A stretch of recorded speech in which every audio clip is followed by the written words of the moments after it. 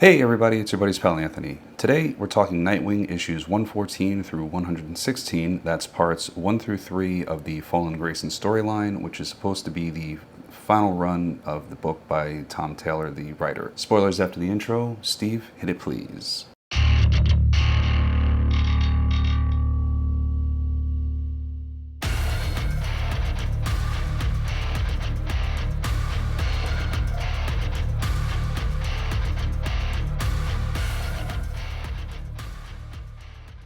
I really had planned to cover all 5 issues of this final run of the book by Mr. Taylor at once. However, in issue 115, something happens that just really pisses me off, and I wanted to talk about it beforehand. Issue 114 sets up a couple things. We see Heartless has assembled a bunch of criminal lieutenants, and he wants them to all fall in line and do as he says.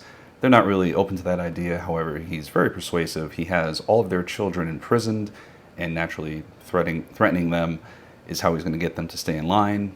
Somebody, of course, challenges him right away and is made an example of, right in front of his kid, no less. No pun intended, Heartless is pretty heartless to do it like that, but that's good, because he's a good villain in that regard. The rest of the issue, it sets up a gala event towards the end of the issue that Nightwing and everybody has to go to, where they're going to be honored for all the work that they've been doing throughout this entire run, helping to revitalize Bloodhaven, get the Haven up and running, things of that nature. Everybody's there. He gets Damien to show up. Bruce is there. It's a whole big kumbaya family moment. Naturally, it all has to start coming to a fiery end. Bruce does a really nice introduction for Grayson, saying how his parents would be so proud of him, and as soon as he takes the podium, a reporter confronts Grayson and says, would they really be proud of you because your foundation took all this blood money? And it's revealed that when he died, millions from Roland Desmond's estate, Blockbuster, for those who don't know, was apparently funneled into the Pennyworth Foundation. They don't really have any time to absorb all this because right away, fire alarms start going off, and we cut to Heartless and his butler saying that it's time to carve out a heart. Issue 115 picks up right where 114 left off. We have Dick and everybody trying to get people out of the building that's burning around them. Heartless, in a civilian form, pleads with Dick, saying, I can't find Gerald, I can't find my butler, please help. Naturally, Dick decides to help him, and it's at this point the trap is sprung. They gas Dick.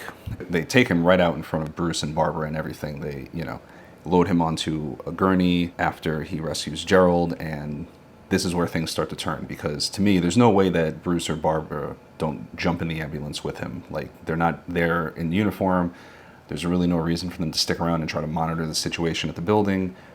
So, the whole thing of the paramedic even says, I'm sorry, it's a little crowded, so we can't take anybody. I don't really see that as a deterrent for them. So, strike one in to the story, for me anyway. They kidnap Dick successfully right under Batman's nose, so world's greatest detective, am I right? They get to wherever they're going with him, they unload him, and the strike two in the story, the really egregious thing to me, pops off, and as they're going through his stuff, he has his mask in his suit pocket, which to me is just ridiculous. It's the laziest way you could out somebody, especially a Bat family member's secret identity. I know this isn't going to be a popular comparison, but way back when they brought Jason Todd back to life and there was an issue where it actually sees him crawling out of his grave and whatnot, it mentions how there's no sentimentality with Batman. They didn't bury him in his uniform, they didn't have his uniform under his clothes, he didn't stick a batarang in his pocket, that's it. So I feel like that's a pretty hard rule that they implemented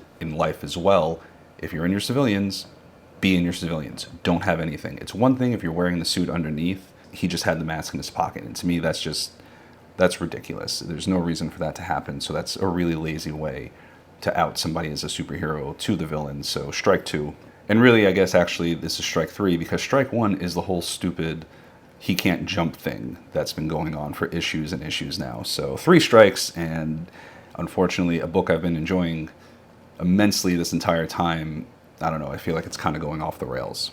Kind of like this review. Issue 115 ends with Dick finally waking up from the gas he was knocked out with. Dick's been dressed up as Heartless, so that's part of the master plan, I guess. They're going to frame Dick to be Heartless. They're going to try to destroy everything he did in the city to make it better, to make Haven and everything else.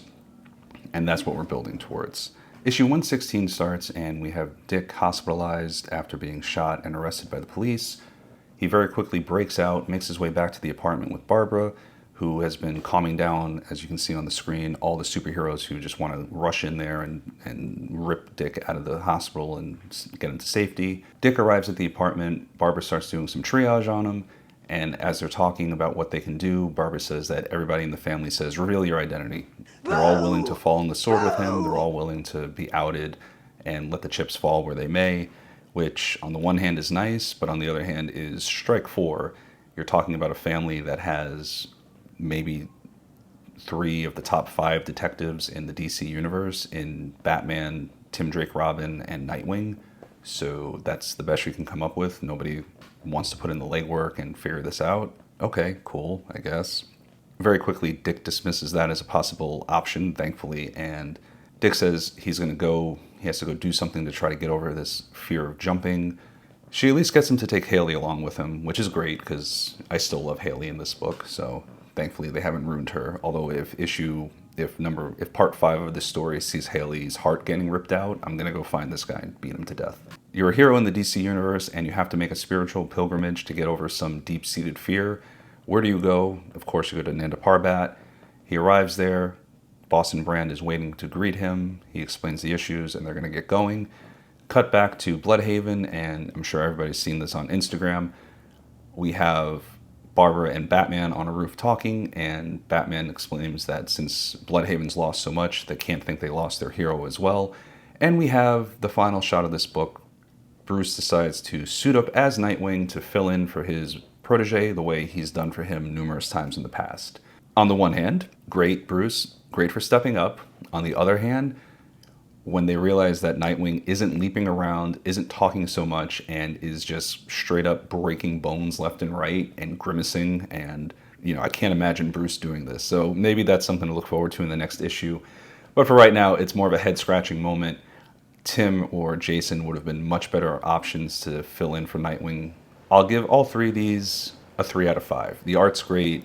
If you can put aside the more ridiculous stuff they do, like the mask in the pocket and all the other strikes I've mentioned, it's still a good story. I just wish they tweaked a couple of little things. So 3 out of 5, and 2 more issues to go. Let's hope that they pull this thing out of the fire and the team gets to go off on a high note. If you have a minute, head over to YouTube, check out the Nerd Affiliated channel, where for just $1 a month you can join the Nerd Affiliated Army. Thursdays, 8:15-ish in the PM, the boss does Hey Archer Live. Pour yourself a drink, he'll do some unboxings, sometimes he has a guest, and we just start to wind down the work week. Also, if you head over to nerdaffiliated.com, there we have our merch store, and you can get yourself or a loved one the gift of some sweet, sweet Nerd Affiliated merch. That'll do it for me. Steve, play me out of here, please.